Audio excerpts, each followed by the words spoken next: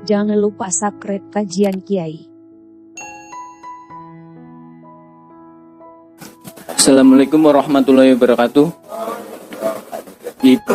Perkenalkan, nama kula Khairul Anwar, sering dipanggil Irul.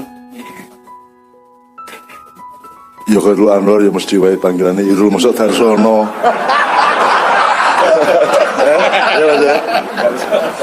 Dan ini artinya sebaik-baik cahaya. Ya. Khairul Anwar ya, sebaik-baik cahaya. Wah. Jangan seperti Pak Nevi itu. Dia punya anak dikasih nama yang sangat bagus, Tegar Maulana. Coba Mas, Maulana yang tegar jiwanya, Tegar Maulana. Terus ketemu Jemek, Nev, anakmu jenenge sapa? Tegar Maulana. Oh Darsono to, ngono kuwi. Asyik to kuwi. Tegar Maulana Darsono. Itu Mas, kalau Anda bergaul sama Kiai Kanjeng, Anda akan menemukan keindahan-keindahan melalui kenakalan mereka yang luar biasa. Monggo terus Mas. Ulas saking Purbalingga ngapak nih Pak. Jadi kunjani Doni. Sedurungen iki ngapunten anu kula gagap nggih. Gagap di. Wis ngomong cara nggonmu wae ra apa-apa. Ora apa-apa. Ora apa-apa.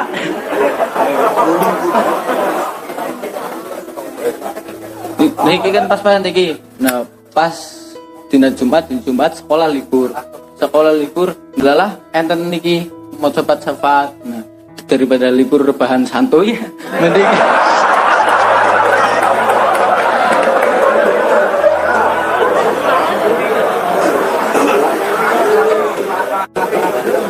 mending mending pas-pasan niki ngolet ngilmu nggih. Pas-pasan saya suka triot.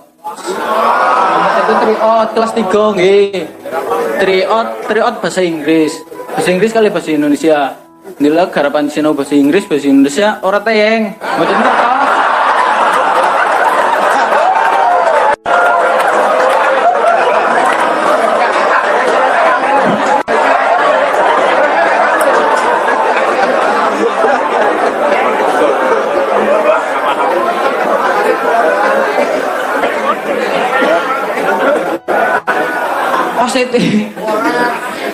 Nek dipikir-pikir maning sinau bahasa Indonesia karo bahasa Inggris ora teng, mending sinau sinau.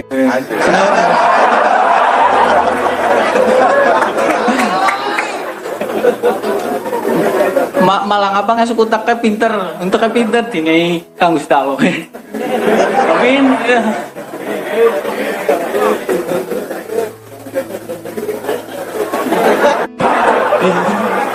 Disambut terus niku mau nah.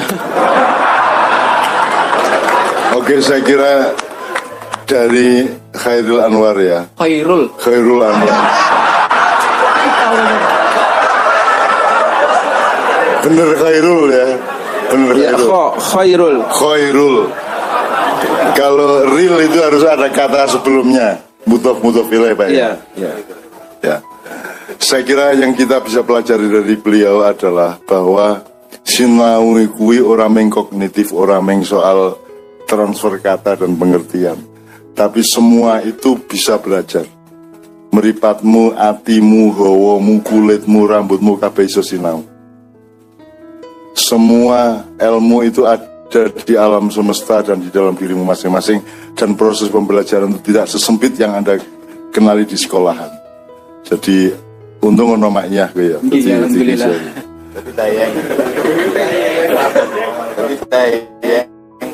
Jadi ma'iyah adalah jamaah orang tayang gitu.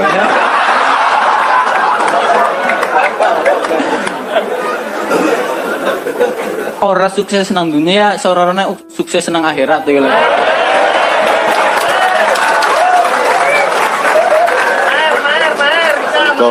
Top. Itu juga sudah sebuah kesimpulan yang sangat fundamental. Karena Pak Muzamil tolong Pak. Wabtaghi fima atakallahu daral akhirah. Carilah olehmu di dalam apa yang Allah berikan kepada kehidupan akhirat. Wala tansa nasibaka minad dunya. Dan jangan kamu lupa nasibmu dari dunia. Bukan di dunia tapi dari dunia. Berarti kalau kita cari analisisnya, berarti dunia ini bukan tujuanmu tapi tempatmu lewat menuju akhirat. Dan dia tadi mengatakan ora apa-apa ning dunia ora tayang ning penting aku sukses nang akhirat ngono ya. Amin ya rabbal alamin. Kowe engko dadi imamul ora tayang sak swarga. Dadi iki sing padha-padha ora tayang kowe imame ngono ya. Ning swarga sesuk. Nah, Pak Muzamil di situ ada kalimat walatan sanasibaka minat dunia. Nasib itu kalau kata kerjanya asal usulnya apa, Pak? Nasaba yansibu nasban. Nasaba yansibu nasban. Artinya? Yang arti aslinya nasaba yansibu itu tegak. Fansab itu tegaklah. Tegak. Ya. Kalau kodaro Atau memberi bagian. nasaba. Ya, nasaba. Jadi di situ disebut nasibmu dari dunia, bukan nasibmu di dunia. Iya. Jadi itu berarti maknanya tidak seperti yang dipahami umumnya umat Islam selama ini. Jadi nasib itu menurut saya bekalmu yang Allah kasih di dunia. Lahir di dunia gue didadekke wijen, gue didadekke suket, gue didadekke uyah, gue didadekke gula, gue didadekke pelem, gue dadekke ular, gue dadekke iwak, gue dadekke wit-witan sak pitule, itu adalah nasibmu. Nah, perjalanan nasibmu minat dunya, ya ta? Iya, minat dunia. Menuju akhirat itu kamu berdialektika di dalam takdir atau al-qadir wal muqtadir ya kalau sifat Allah. Jadi Anda ngene, kowe uyah ning arep dinggo sambel apa dinggo sayur itu kan tawar menawar. Betul enggak? Jadi takdir itu adalah tawar-menawar keadaanmu dengan kemauan Allah. Makanya kita butuh berdoa. Doa itu kan sebenarnya menawar ya Pak Muzamil ya. Iya, iya. Doa itu kan sebenarnya negosiasi. Nah tinggal negosiasinya ini terkabul apa tidak tergantung biaya yang kita setorkan kepada Allah. Nah kalau nasib itu pasti kue itu datang kue, orang dari Muzamil itu. Kue nasib. Nek kue iso bahasa Inggris apa ora kue takdirmu. Nah, gue untuk mentakdirkan dirimu sendiri. Gue untuk sinau bahasa Inggris apa ora kuwi takdirmu dhewe nang awakmu dhewe. Jadi, kalau pemahaman dari ayat tadi Pak Muzamil, takdir itu sesuatu yang dinegosiasikan dan diproses dan diperjuangkan. Tapi kalau nasib itu adalah pemberian baku Allah kepada hamba-hambanya. Iya. Kira-kira gitu Pak Muzamil. Iya. Selama ini kan kalau kita mengeluh aku dodolan rugi anjir nasibku elek kan gitu. Padahal itu takdir maksudnya, bukan nasib. Kalau nasib itu sudah baku bahwa kowe ora pati pinter secara kognitif nek cara modern ya. Tak aku takon, kowe iso lan jelaske. Ana wong saka planet Mars teko rene. Terus dhek krungu kata pedes.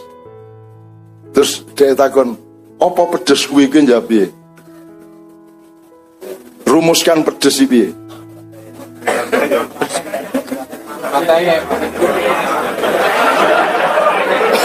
Isora. Pedas. Isora. Wis nek ora pedes asin wis. Jelaskan kata asin itu dengan kalimat. Isora iki. Asin kuwi rasa ning ilat sing piye gitu. Isora dijelaske. Pedas mawon sing pedas. Pedas. Wis pedes oke. Sing pedas niku sing niki merene bibire panas kali nangis niku matine abang nggih. Nah, kuwi lah efeke. Nggih. Ning pedes kuwi rasa sing piye? Jangan lupa ya pedes itu ndak ada bahasa Inggrisnya, ndak ada bahasa Arabnya Pak Muzamil ya. Apa bahasa Arabnya? Ndak ada. Bahasa Inggrisnya hot. Hot kuwi panas. Jadi pedes itu nggak ada bahasa selain bahasa Jawa. Pahit. Iso ora kowe njelaske rasa pahit nang wong liya sing urung tau ngalami pahit. Iso ora? Pahit niku rasa sing batir getir. Ayo getir nih piye? Ayo. Kamu pasti membutuhkan kata yang lain untuk menjelaskan sebuah kata. Bisa nggak manusia sepintar apapun, seprofesor apapun, sedokter apapun menjelaskan manis itu apa, asin itu apa, bisa nggak? Ada nggak rumusannya?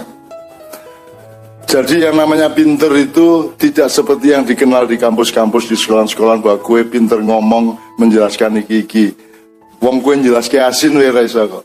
Wonge kudu ngerasake dhewe, ngono kuwi asin kan gitu kan.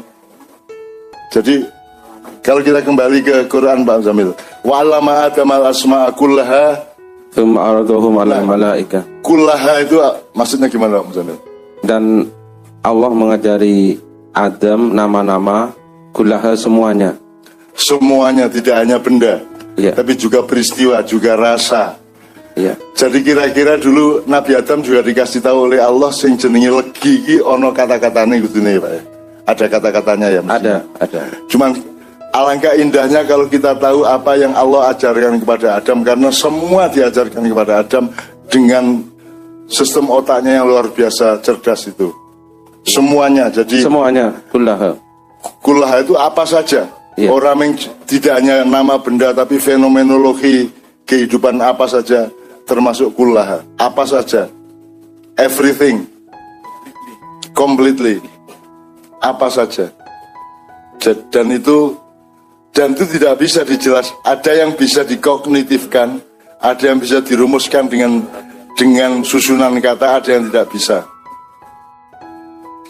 Misalnya kue loro hati, kue patah hati, misal patah hati itu yang bisa dilihat kan outputnya, bukan patah hatinya, kan gitu. Asin juga gitu, legi juga gitu. Nah, yang saya penasaran Pak Muzamil, apa ya yang tersisa sekarang dan Allah ajarkan kepada Nabi Adam waktu itu? Kalau melihat ayatnya semuanya. Ya, maksud saya yang sekarang, misalnya legi, apakah itu dulu, apakah Nabi Adam dulu juga menyebut legi, asin? Mungkin juga. Mungkin namanya saja tidak. Ya, makanya yang saya penasaran kan al-asma'a kullaha. Jadi Allah itu murui temen ngene iki legi dam, ngene iki asin dam. Tapi kan kita tidak bisa melacak dan tidak mungkin ada metodologi penelitian yang bisa sampai ke sana. Betul. Kecuali mungkin Sabrang yang tahu. Jadi kalau dalam tafsir, jadi semua yang bernama itu diajarkan kepada Nabi Adam. Kan gitu. Jadi ditafsiri wa 'allama Adam al-asma'a kullaha, dan Allah mengajar. Sedih, seneng, itu kan ada namanya toh. Ada. Karena al-asma'a kullaha. Jadi ada namanya, semua gejala, semua rasa, semua apapun itu ada namanya. Tapi kita tidak tahu yang kata yang mana yang dulu diajarkan kepada Nabi Adam, gitu Pak Muzamil. Iya.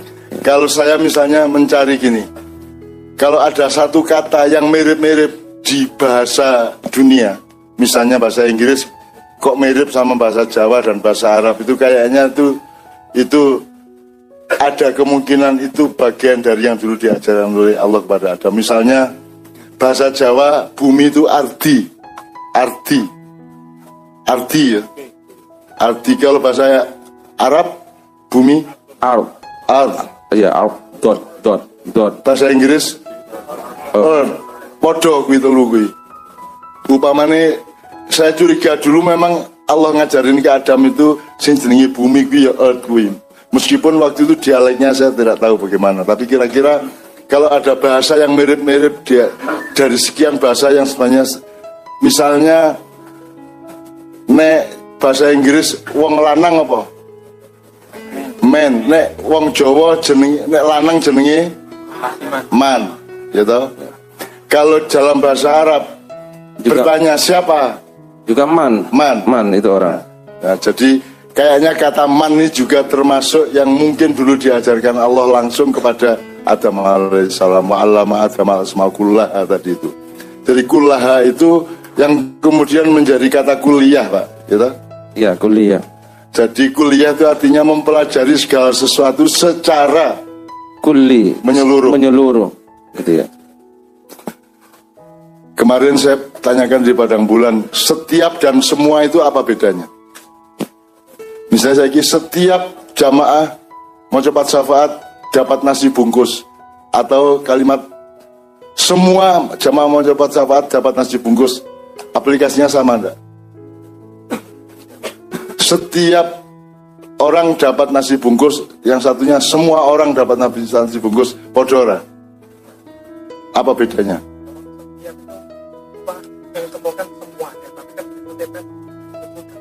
Loh, kan setiap orang dapat nasi bungkus, satunya semua orang dapat nasi bungkus, podora.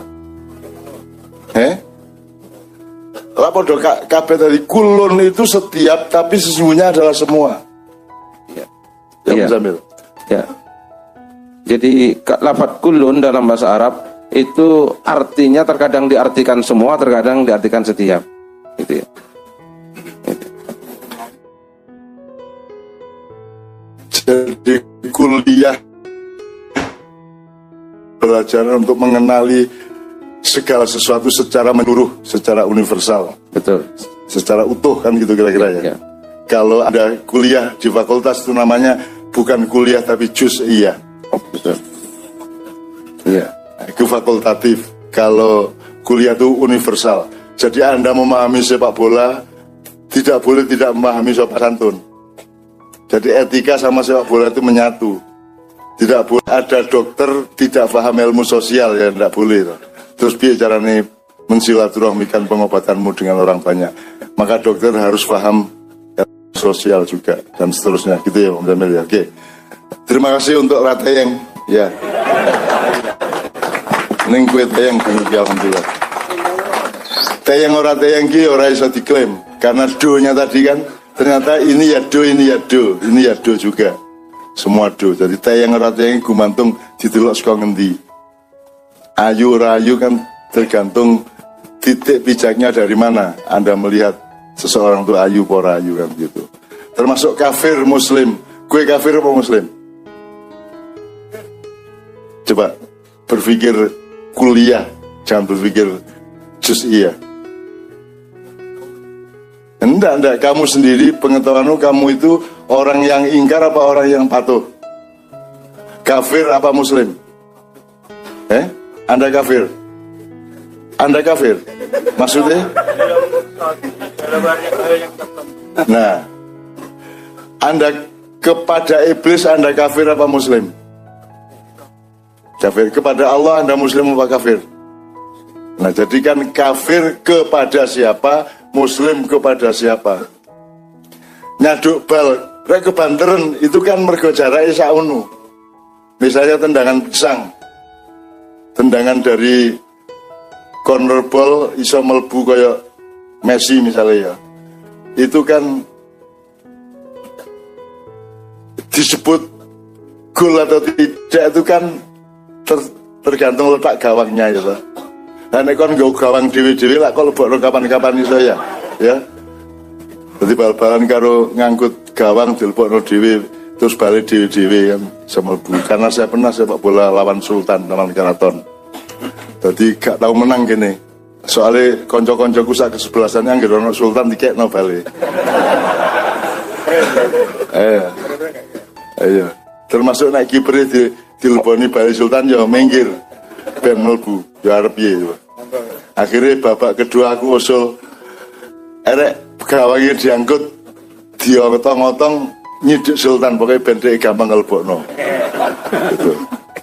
Jadi gol tidak gol kan tergantung letak gawang. Jadi menendang secara bagaimana kan tergantung posisi sasarannya kan gitu. Kau nendang efek, gak nendang efek, apa nendang lambung apa tidak lambung, teleser, tagak, sapi turutnya kan tergantung kafir, muslim, do, re, mi, fa, sol, tergantung posisi yang diambil. Jadi semua itu ya dulu kalau dalam fikih Pak, dalam usul fikih. Ya duru ma'illatihi. Jadi hukum itu beredar, berputar sesuai dengan ilatnya, sesuai dengan sebabnya, konteksnya. Contohnya Pak? Ya, contoh gini, apa? Kita sopan, ya. Ya. Sopan itu wajib atau sunat atau atau haram itu tergantung kepada siapa. Tergantung ilatnya. Tergantung ilatnya. Ruang waktu dan konteks. Iya. Meskipun itu akhlak sopan sering kita sebut wajib, tapi itu belum titik tapi koma. Jadi kalau kita mempelajari Islam, Pak Muzamil, Iya. misalnya kalau kita terlalu textbook dan formal, misalnya Allah mengatakan wala taqullahuma uffin wala tanharhuma waqullahuma qaulan karima, gitu ya. Iya. Wala taqullahuma uffin itu apa, itu kan soal birrul walidain ya. Iya. Bersikap baik pada orang tua dan jangan bilang uff. Nah, saiki kowe bali kono ketemu ibumu, uff, nesu ra ibumu. Ora tau bang uff kok. Ya ta? Ya. Karena kalau di Quran kan yang ndak boleh kan uffin, uff. Uff enggak boleh. Ndak boleh. Aku iki kok bali ketemu sapa-sapa ning dalan, uff ngene ya ora nesu to. Mergo ilatnya berbeda. Nek su leng lu kan nesu ya toh. Nah, maksudnya uffin di situ harus diterjemahkan berdasarkan konteks budayanya toh. Betul, Kan betul. gitu, Pak Muzamil, itu Itu contohnya. konteks atau kontekstual. Iya, iya. Kalau nuruti Quran kan ya ndak boleh uff, Mas. Pokoknya nang ndi aja uff afuf ya.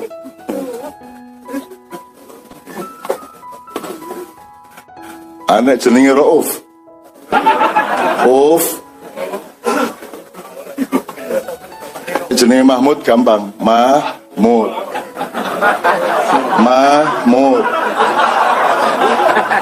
Rawahu Nafi. Rawahu siapa gue? Rawahu Rahmat ya. Jadi dulu ada Kiai Kanjeng namanya Pak Rahmat Mulyono yang bagian teknis itu senengane jeneng sing paling dia suka di dunia itu Mahmud. Apa sebabnya Mat? Ya nek bali ning omah kan Mahmud. Asu. Ane wong Arab ya ora nesu to kuwi. Mahmud. Kan saya pernah cerita sama Anda di Abu Dhabi ada 2 orang karyawan KBRI ditangkap polisi terus tak tututi nang kantore tak tokke, Mas. Dan cara aku ngetokke ke kantor polisi orang nggo kata-kata minta panteng ngene iki. Polisi ini bingung terus bisik-bisik di antara mereka, iki ono sapa ning lawang kok ngene iki. Mlebu ora. Lha tak panteng ngono kuwi. Terus akhirnya ditokno, Mas. Pegawe loro iki. Hanya karena menyentuh ngene iki, Mas. Jadi di barat, di Arab itu kan Anda tidak boleh menyentuh orang. Misalnya gue desekan kok ngenani gegere gue kriminal. Lah nek nang sekaten piye? Nah, akhirnya karena dia ditangkap terus tak Mas dibales, Mas, masuk gak kok bales. Anjane kurang ajar polisi Arab iku mah. Dibales. Bales piye, Cak? Wis to ayo melu aku. Terus kita datang lagi ke kantor polisi tempat dia ditangkap tadi. Kontak andane ya ora, anjane polisi Arab mbone dobol anjane. Diancuk. Ngono aku. Terus dia paham. Kan orang Arab kan enggak paham. Aku ngomong diancuk asu bajingan, paham ora? Lorati ora? Lewat aku lah maufin to, Pak. Iya. Ya toh? Terus cah loro kuwi pancen wong Arab ki sombong asu bajingan. Jadi kita teriak-teriak di kantor polisi tidak ada yang marah, coba piye Mas? Apik ta Mas kuwi? Kini puas melampiaskan meso-meso tanpa ada akibat sosial apapun. Polisinya tidak marah. Ketika disenggol gegere muring-muring ditangkap, tapi dibisui gak apa-apa. Karena dia tidak paham apa yang kita bisukan. Jadi gue misuo anggar wong ora paham beres tuh masalahnya. Jadi kebenaran itu tidak tekstual tapi kontekstual. Nah, gitu ya. Bahasa Arabnya apa Pak kontekstual dulu? Munasabah itu Munasabiyah. Iya, Munasabiyah. nisbiyah. Nisbiyah. Iya, jadi sesuai dengan konteks. Bergantung kepada ruang waktu dan relasinya kan gitu. Iya. Nek gue Quran kan wala taqullahuma uffin, jangan katakan kepada ibu bapakmu uff. Ngono kuwi. Uff itu kan di sana mungkin dulu uff itu miso. Saat iya. Ana ning kene ora apa-apa to. Ani Rauf sing dodol kuwi uff ora masalah. Gitu. Ma'ruf. Ma'ruf. Nah.